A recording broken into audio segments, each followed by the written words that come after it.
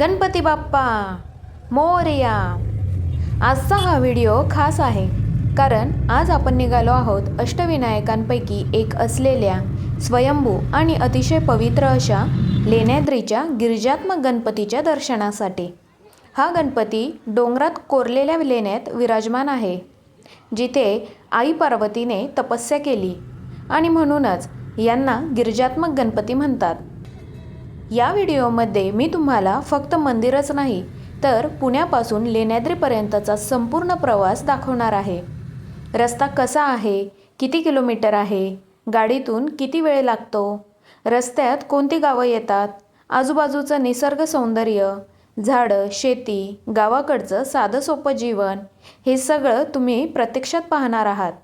म्हणजे जर तुम्ही पहिल्यांदाच लेण्याद्रीला जाणार असाल किंवा प्लॅन करत असाल तर हा व्हिडिओ शेवटपर्यंत नक्की पहा, कारण हा व्हिडिओ तुमच्यासाठी पूर्ण ट्रॅव्हल गाईड ठरणार आहे।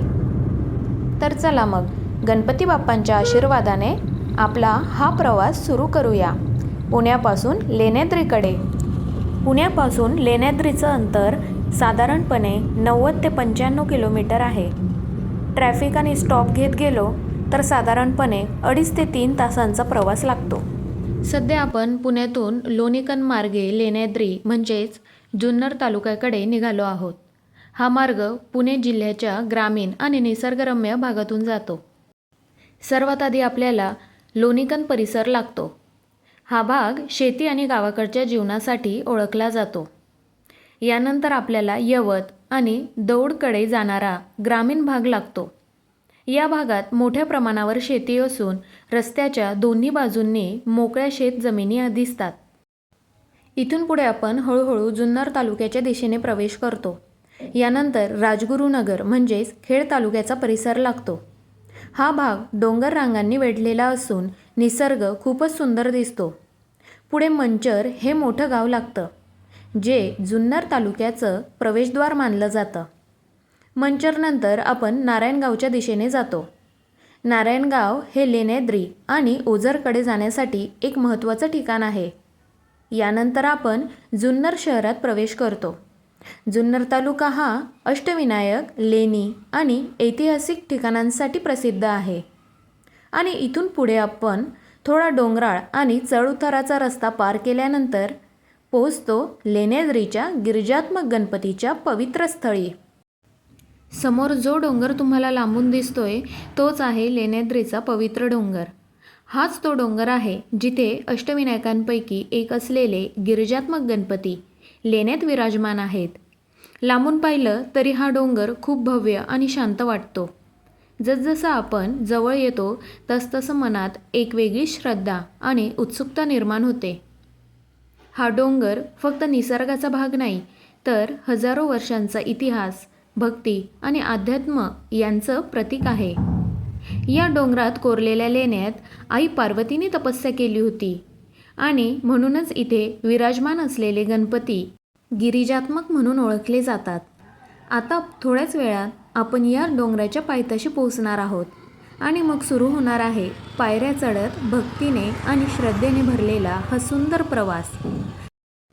सध्या आपण लेण्याद्री मंदिराच्या पायथ्याजवळ असलेल्या खाजगी पार्किंग एरियामध्ये आहोत। इथे वाहन पार्किंगसाठी शुल्क घेतले जातात।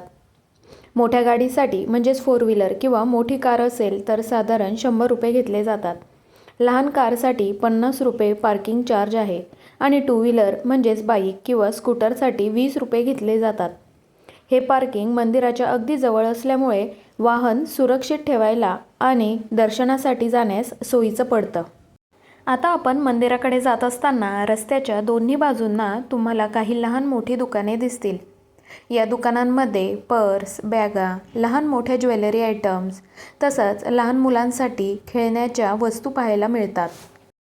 आता लेण्याद्रीच्या मंदिराकडे जाणाऱ्या पायऱ्या चढायला सुरुवात केली आहे। या पायऱ्या चढताना थोडा दम लागू शकतो कारण वरपर्यंत जाण्यासाठी बराच चढ आहे। पण इथे एक खूप चांगली आणि उपयोगी सुविधा आहे, ती म्हणजे डोली सेवा। वयोवृद्ध व्यक्ती, आजारी लोक किंवा ज्यांना पायऱ्या चढणं अवघड जातं त्यांच्यासाठी हा ऑप्शन खरंच खूपच सोयीचा आहे। डोली सेवेसाठी इथे साधारणपणे एका व्यक्तीसाठी 1500 रुपये घेतले जातात. ही सेवा घेऊन लोकांना सुरक्षितपणे आणि आरामात वर मंदिरापर्यंत नेलं जातं.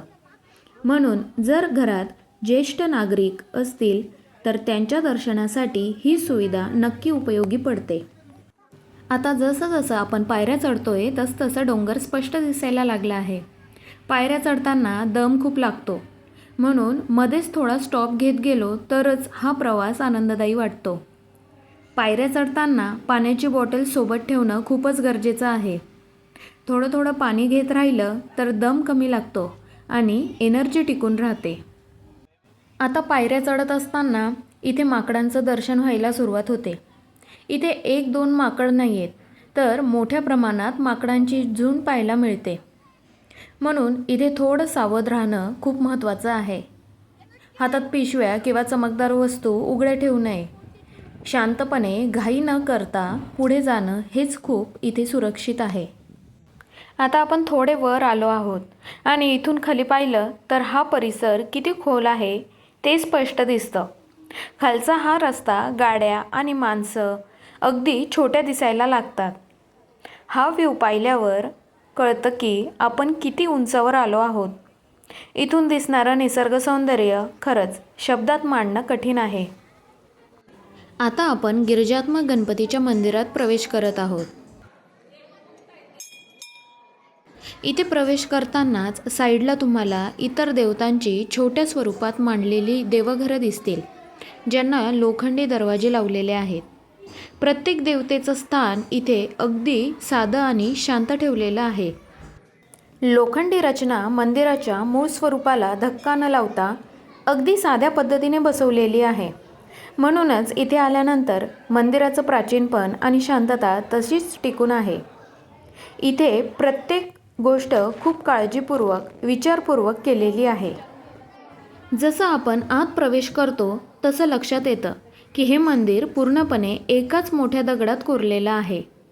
इथे भिंती, छत आणि जमीन सगळं काही दगडातलं आहे. म्हणूनच बाहेर कितीही ऊन असलं तरी मंदिराच्या आत आल्यानंतर आपोआप थंड आणि प्रसन्न वाटायला लागतं. हा थंडावा फक्त वातावरणाचा नाही तर मनालाही शांत करणारा आहे.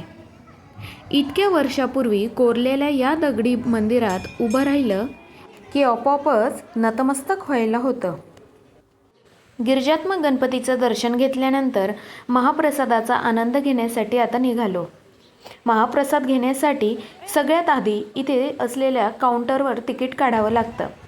प्रसादाचं तिकीट इथे प्रति व्यक्ती 40 रुपयांना मिळतं. महाप्रसादाची वेळ सकाळी 10 ते दुपारी 2:30 वाजेपर्यंत आणि संध्याकाळी 7 ते रात्री 10 वाजेपर्यंत असतं.